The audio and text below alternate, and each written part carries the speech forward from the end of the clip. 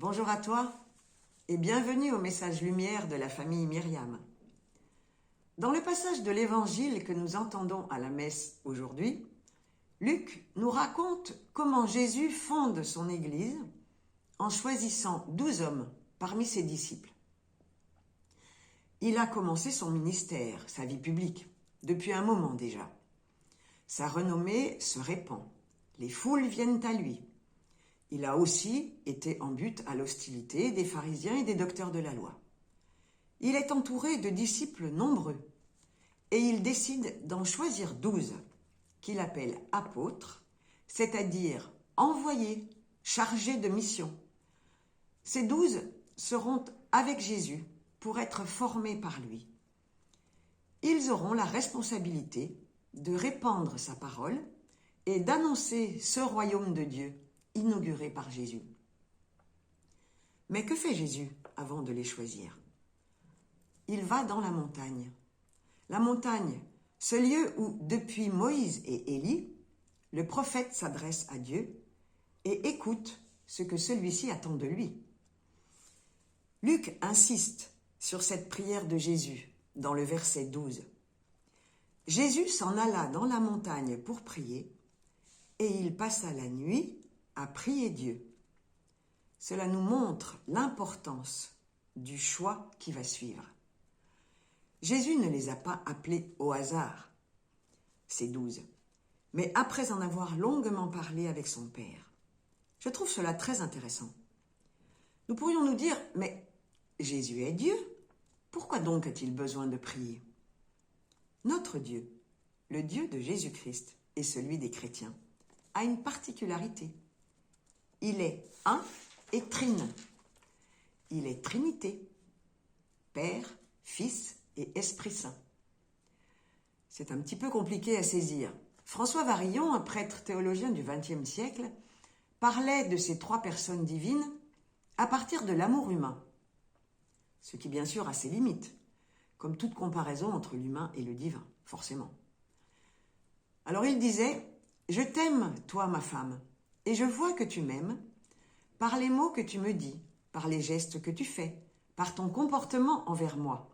Mais je ne vois pas ton amour lui-même. » Saint Augustin dit de la même manière « Elle le voit, il la voit, personne ne voit l'amour. » François Varillon continue.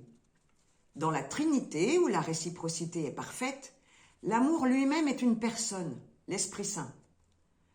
Comme nous pourrions dire, Mozart est la musique, faite homme. L'amour est vécu en plénitude. Il y a l'aimant, l'aimé et l'amour. Alors bien sûr, ceci nous donne une petite idée de la Trinité, mais ne fait pas le tour de ce mystère. C'est impossible d'ailleurs. Mais cela nous montre que Dieu est relation. La prière que Jésus adresse à son Père est un signe de cette relation vivante. Et toi et moi, nous avons été créés à l'image de Dieu. Nous sommes donc des êtres de relation. Et comme Jésus nous le montre, pour vivre, nous avons besoin de prier. Nous ne sommes pas des êtres hors sol, comme certains légumes qui ne sont plus plantés dans le sol. Nous avons nos racines en Dieu, et c'est de lui que vient la sève qui nous alimente et nous fait vivre. Mais pour cela, il faut être branché sur lui. Jésus le dit ailleurs, « Moi, je suis la vigne, et vous êtes les sarments. En dehors de moi, vous ne pouvez rien faire. » Nous avons donc dans ce verset de Luc, aujourd'hui, une invitation pressante à ne pas négliger ces moments gratuits où nous éteignons notre téléphone pour être avec Dieu et uniquement avec lui. Parfois, ces moments sont des moments très heureux. Nous ne voyons pas le temps passer. Nous sommes avec Dieu et nous sommes bien. Parfois aussi, ce sont des moments plus pénibles, plus douloureux, parce que nous avons l'impression d'être seuls, que Dieu est très loin, ne s'intéresse pas à nous, ne nous écoute pas, ne nous répond pas. Nous pouvons alors nous décourager et renoncer à ces moments qui, pensons-nous, ne servent à rien. Mais nous n'avons pas à juger notre prière. Ça, c'est le problème de Dieu, pas le nôtre.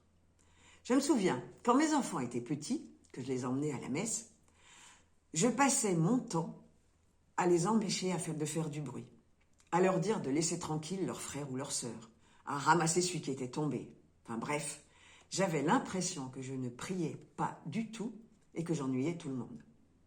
J'en avais parlé au prêtre, qui m'avait dit « Mais ce que tu me décris là, c'est la messe d'une mère de famille. Et Dieu est très content de te voir là avec tes enfants. » Ça m'avait redonné du courage pour continuer. Eh bien, pour notre prière personnelle, c'est pareil.